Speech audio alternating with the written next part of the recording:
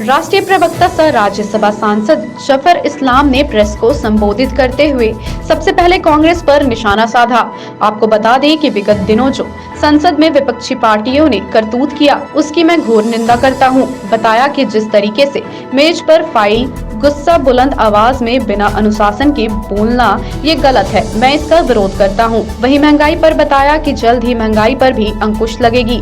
आपको बताते चले कि हजारीबाग रेलवे स्टेशन में लंबी दूरी की ट्रेन कब से चलेगी, जिसमें उन्होंने बताया कि मैंने इस पर सवाल उठाया है क्योंकि मेरी हजारीबाग जन्मभूमि है और जल्द ही लंबी दूरी की ट्रेन चलेगी। देखिए, पूरा सत्र जो है वॉश आउट हो गया, इसलिए कि Congress party, Samajwadi party, TMC, राष्ट्रीय जनता दल, ऐसी पार्टियां जो अपोजिशन में है, उनको अपोजिशन का जो कर्तव्य है कि समस्याओं को लाकर उस पर पटल पर डिस्कस करना चाहिए, लेकिन उन्होंने किया। और जिस तरह से रंगा नाच किया है, वो इतिहास में आज़ाद भारत में ऐसा नहीं था कि जहाँ पर वहाँ पर डांस किया जाए। टीएमसी की जो सांसद वहाँ डांस कर रहे थे। जो रिपोर्टर्स टेबल पर आज तक कभी नहीं हुआ था कि रिपोर्टर्स टेबल पर खड़ा हो जाए, चढ़ के वहाँ पेपर फेंके, या जो मार्शल्स को, जो लेडी मार्शल्स के साथ बदतमीजी हो, उसको धक्का दिया जाए, ज़मीन पे गिरा दिया जाए। ये अपने इस आज़ाद भारत के इतिहास में ऐसा कभी नहीं हुआ था। लेकिन पहली बार ऐसा घिनौना काम जो है अपोजिशन पार्टीज ने किया, पार्लियामेंट को डिसरप्ट किया। जो सदन पे बात होनी चाहिए, बिजनेस ट्रांजैक्ट होने चाहिए, और नहीं होने दिया। और उनका सिर्फ एक ही मकसद था कि हमें किसी तरह से पार्लियामेंट नहीं चलने देना है और लोगों में ये एक मैसेज डालना है कि हमने पार्लियामेंट चलने में उनकी आवाज़ उठाई। उनकी आवाज़ नहीं उठाई, जनता से जुड़ी आवाज़ के लिए तो हम बात करना चाहते थे, लेकिन बल्कि उन्होंने क्या किया, जो जैसा मैंने कहा पहले भी कि जब पानी से मछली को निकालते हैं तो वो छटपटाती है, उसी तरह से सत्ता से बाहर होकर कांग्रेस पार्टी छटपटा रही है। और उस छटपटाहट में ये सब काम किया कि पूरे तौर से डिसरप्ट किया पार्लियामेंट को और पार्लियामेंट को नहीं चलने दिया। लेकिन जो समाज और लोगों से जुड़ी इम्पॉर्टेंट बिल्स थी वो हम पास कराने में कामयाब हुए। इसलिए कि अपोजिशन में भी कुछ ऐसे रिस्पॉन्सिबल अपोजिशन पार्टीज हैं जो हमारे एनडीए का पार्ट नहीं है, लेकिन उन्होंने साथ दिया और वो डिबेट में भी हिस्सा लिया और उन्होंने बिल पास कराने में हमें सहायता भी दी। लेकिन खासकर कांग्रेस पार्टी जिस तरह से उसका व्यवहार रहा है वो बहुत दुर्भाग्यपूर्ण है।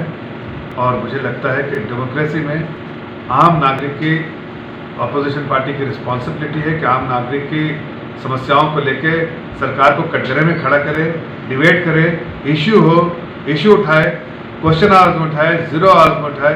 लेकिन ऐसा कुछ नहीं हुआ और उसके मुख्य कारण जो है कांग्रेस पार्टी और कुछ अपोजिशन पार्टी थे जो कि दिन में आके इतना हंगामा करते थे, इतना डांस करते थे कि सभापति को मजबूरन स्थगित करना पड़ता था बार बार सदन को। और ये मेरे ख्याल से 75 साल के इतिहास में ऐसा रूप जो है अपोजिशन में कभी नहीं देखा। अफगानिस्तान को लेकिन सबसे बड़ी प्राथमिकता हमारी है कि वहाँ से अपने भारत में मुल्क के जितने लोग हैं उनको बाहर निकाला जाए, सेफ इवैक्यूएशन हो। और उसके बाद भारत जो है वो मॉनिटर भी कर रही है सिचुएशन, जो हर वक्त चेंज हो रहा है, हर लम्हा चेंज हो रहा है। दुनिया की ग्लोबल कम्युनिटी भी जो है वो भी अलग अलग तरह से बिहेव कर रही है। मुझे लगता है कि हमारी सरकार जो है उसको अभी मॉनिटर कर रही है। सही समय पर जब थोड़ा सा सामान्य सिचुएशन हो जाएगा तब जो है हम इस पर कुछ डिसीजन लेंगे और सरकार उसके बारे में विस्तार से लोगों को अवगत भी कराएंगे। महंगाई जो है वो टेम्पररी महंगाई पर थोड़ा सा अपवर्ड प्रेशर था, क्या प्रोडक्शन बंद हो गया था, जो सप्लाई चेन डिस्ट्रप्शन हो गया था, उस कारण से थोड़े जो है वो महंगाई दर में आपको वृद्धि दिखी थी। अगर आप पिछले 7 साल का इतिहास देखें और उसका वेटेड एवरेज निकालें तो महंगाई जो है दर जो है वो जो CPI इंडेक्स बोलते हैं वो 4% से नीचे आती है। लेकिन फिलहाल जो पहली बार वो 6% से ब्रीच किया था। इस महीने की जो महंगाई दर आई वो कम आई है, 5.52 के आसपास आई है।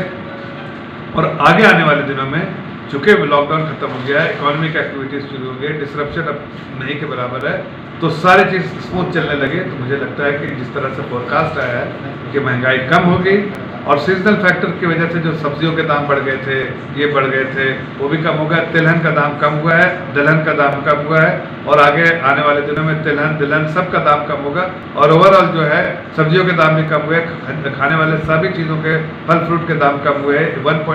1.08% से कम हुए और आगे आने वाले दिनों में जो है और कम होंगे। इसके पूरे तौर से जो फोरकास्ट सभी लोगों ने बताया, रिजर्व बैंक ने भी बताया, SBI ने बताया और भी कई अलग अलग इंस्टीट्यूशन उन लोगों ने भी ये बताया कि आगे आने वाले दिनों में महंगाई कम होगी।